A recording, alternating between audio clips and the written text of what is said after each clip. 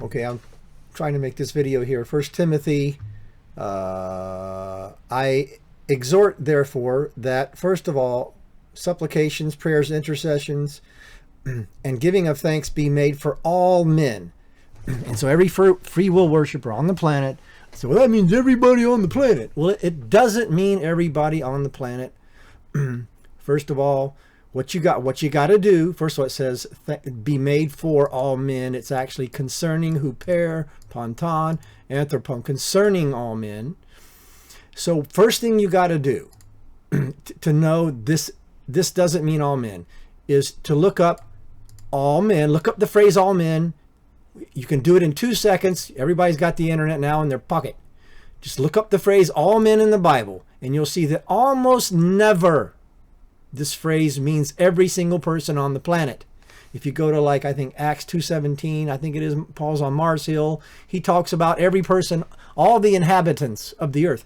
In ancient Greek, that's how they would, if they wanted to express every single person on the face of the planet, they would use the inhabitants on the face of the earth. That occurs several times in the Bible. So you definitely know it means every single person on the planet. This is a synecdoche. You can, like I said, first of all, just look up the phrase all men. It's almost never used to mean every single person on the planet. That's number one. And I don't know why this page isn't loading correctly. I can't get it to load, so I'm just making the video anyway. If you go, this is chapter 2, 1 Timothy chapter 2. You just go back to chapter 1 and you start reading. And in the beginning, he's writing to Timothy that they have a problem in the church. And the problem is you have these people that are putting themselves in authority. That's important, putting themselves in authority and preaching falsely. And he's saying, Timothy, we got to do something about this. I need you to do something. We got to fix this. And then Paul goes on in the first chapter to say, I understand I was once a blasphemer, but by the exceedingly grace of God, I was turned around. And so he's hoping that this will be turned around.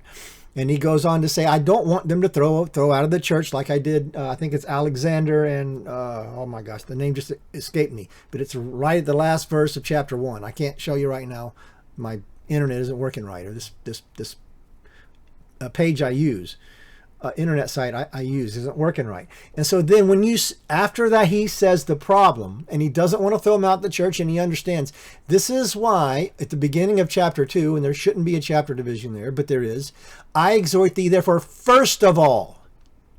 So the first thing we got to do about the problem of these people preaching falsely in the church is to pray and give thanks for all men. Now,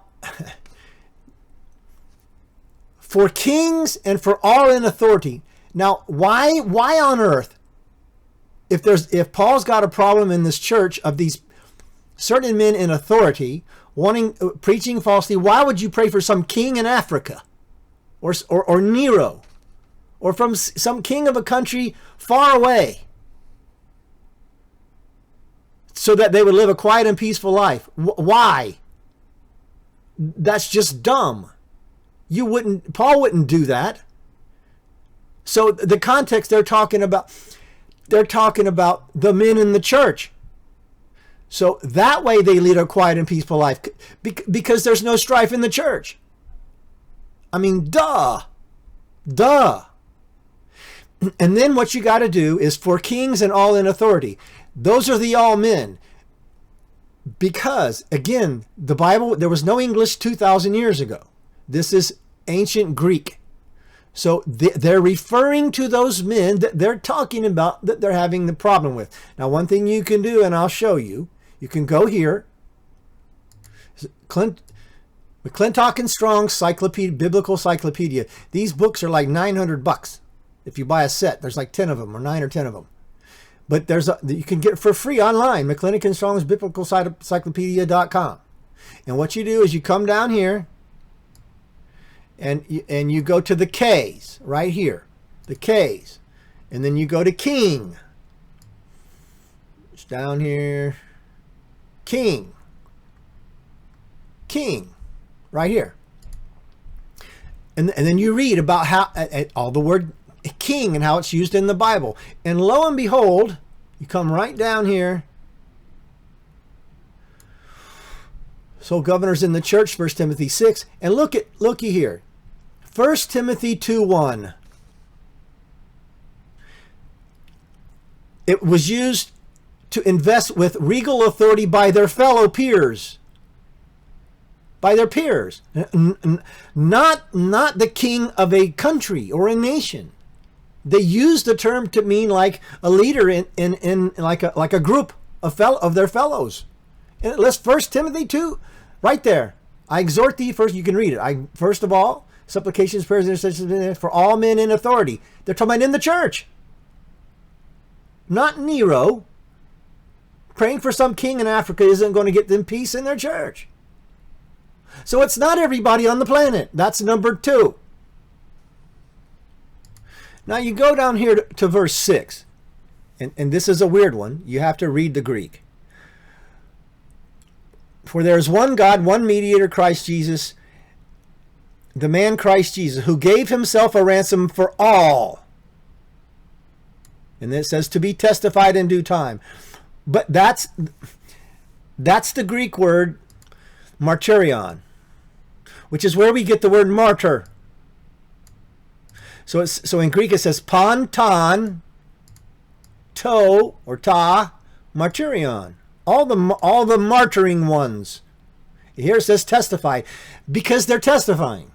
It's talking again. It's talking about those people in the church that you have a problem with. It's called grammatical force. Every free will worshiper on the planet says, "Oh, you don't look at the context." Well, no, you got to look at the context. And this is the context: is those people giving Paul a fit in the church. And here he's calling them for a ransom for all, and he specifies who the all are, concerning huper panton the martyrion. The people preaching in the church, which is what the whole thing's talking about, who they're supposed to pray for. And God desires them to be saved if they're in his church. All men in his church he desires to be saved. Not everybody on the planet. Do you see that? It's not that hard if you study the Greek words and do a little research and study. The phrase all men does not mean everybody on the planet in the Bible. Almost never. Look them all up. Look in your McClintock and Strong's under Kings. And why on earth would Paul say to pray for some king halfway around the world to get peace in his church? That's just dumb. It doesn't make sense. He's talking about the people in his church. The ransom for all the martyrs. All the martyrs. All the martyrs. That's in the church. That's what it is. It's not everybody on the planet. The free will worshipers are, I'm sorry, they're morons. See, Jesus called people morons. He said, the moron man builds his house on sand. It's the Greek word for moron. It's what it is. So I mean it in a biblical sense. They're just morons. Their house is built on sand, which is themselves and free will. And that's why it's going to crumble. And they're going to be sorry they believed in it one day when they meet their maker.